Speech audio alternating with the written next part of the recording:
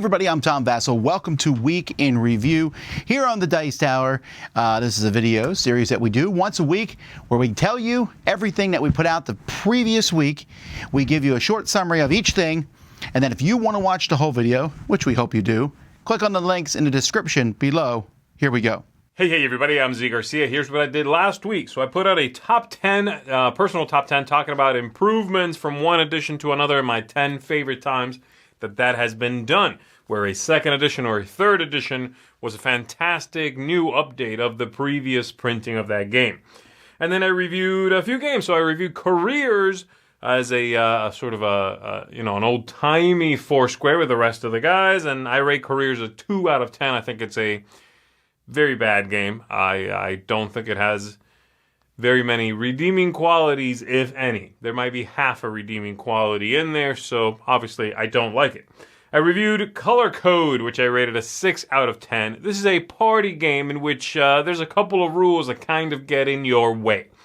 I thought it was one of those games that had the chance to be very lively, very fun, very silly, but it's a little more structured than that and therefore loses its edge a little bit. But enjoyable. Pick some colors.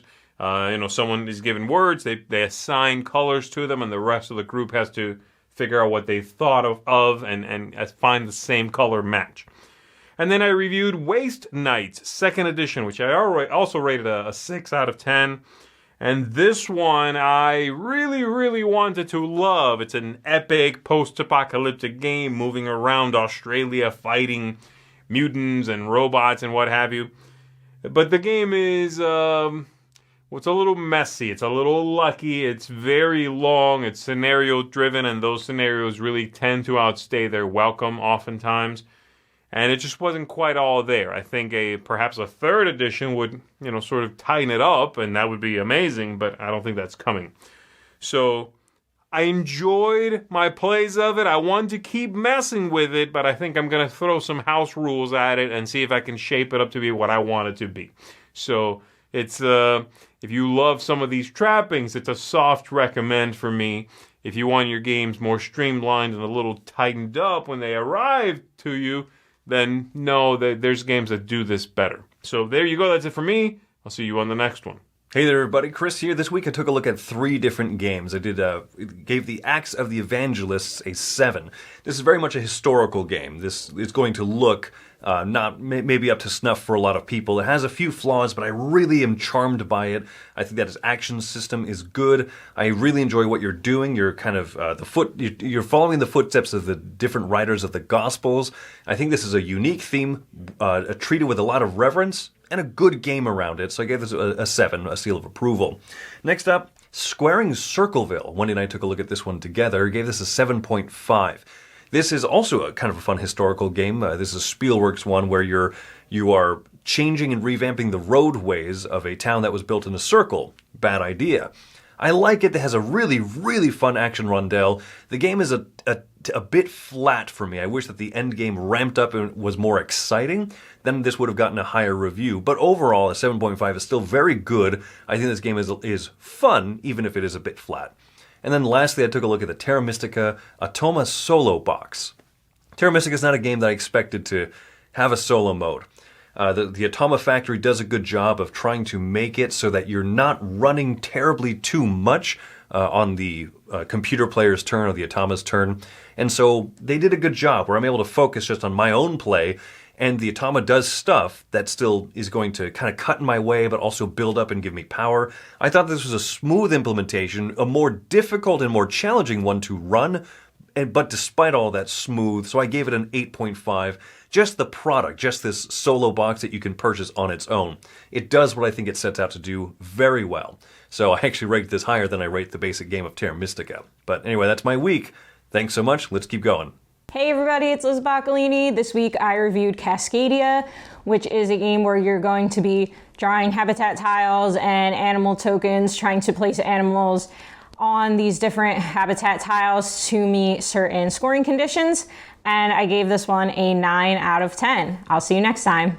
Hey there everybody, it's Mike DiLisio, and this week I was a part of 2 reviews. First, I was in on the Foursquare review of Careers, which is a let's call it a vintage game. I gave Careers a 4 out of 10.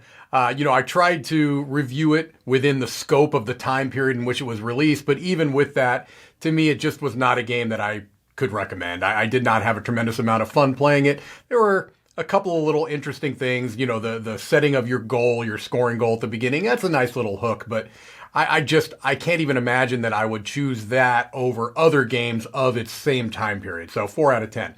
And then I reviewed the solo mode for Foundations of Rome, and I gave that an 8 out of 10. I think it's a really solid solo variant, a very good one, actually, obviously, if I'm giving it an 8 out of 10. However, I put a caveat in the review, and I'll actually state it here as well, that I'm not sure that I would feel comfortable recommending this game for a purchase if you're only playing it as a solo game. If you are interested in the game as a multiplayer game and then also wanted to play it solo, I would recommend it that way because it is a very solid solo variant.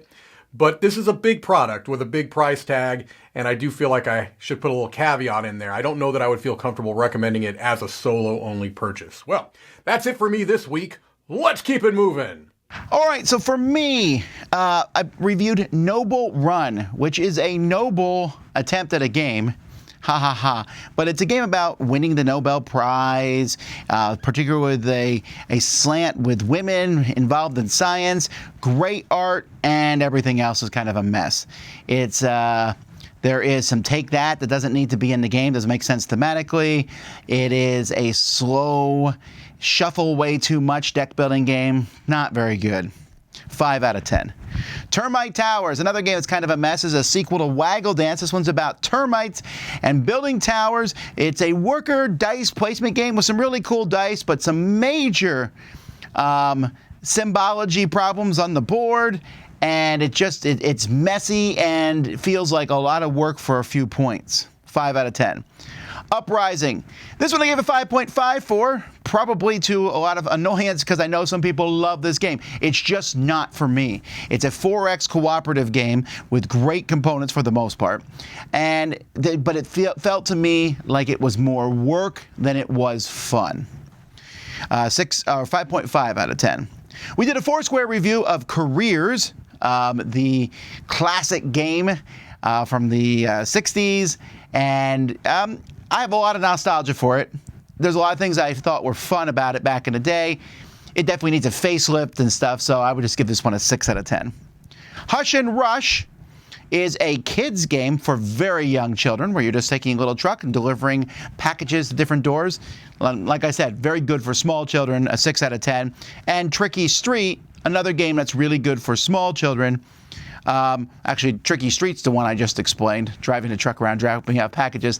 Hush and Rush, you have the animals and you're moving towards them and not letting the wolf see you. Hidden Leaders, I gave this one a 6.5. It's good. I think a lot of people are really going to have a lot of fun with this one. Phenomenal art, great components, simple. You're playing characters to a party, and then you're trying to have one of 4 factions win. It's just a little too lucky for me to want to play all the time. Not lucky. Lucky is a strong word. I guess there's just not a huge decision space. I like it, okay. I play it. It's fine. But that's about it. Sorcerer's Arena. This is from Disney, and it's based on a Disney app where all the people are fighting in it. It's a kind of a combat game, and you're going to have 3 Disney characters fighting 3 other Disney characters. Definitely need some expansions, but it's a great start, and I like the system a lot. 7.5. Ticket to Ride Poland is the upcoming new map for Ticket to Ride, which is a map of Poland. It's about connecting to other countries. Very solid, easy to get into, nice introductory map, but offers some really good decision space. 8.5 out of 10. And First Rat, my kids like this even more than me. They give it a 9, but I give it an 8.5. Still very good. Moving up a track, getting resources. Don't miss this one. This one's going to be one of the hidden gems of 2022. Really liked it. I also did my top 10 plaid hat games from one of my favorite companies this week. We did the 3rd episode of the Dice Tower at the Table with Tom and Eric, with Danny Lowe, where we talked a bit about translating rules for board games. I did another shelf review. I showed him my component upgrades for the game Downforce, and the top 100 of all time from our A-Team finished this week, as I'm sure many of you know. So lots of stuff. We hope you enjoyed it. Until next time, I'm Tom Vasel, and you've been watching Week in Review on the Dice Tower.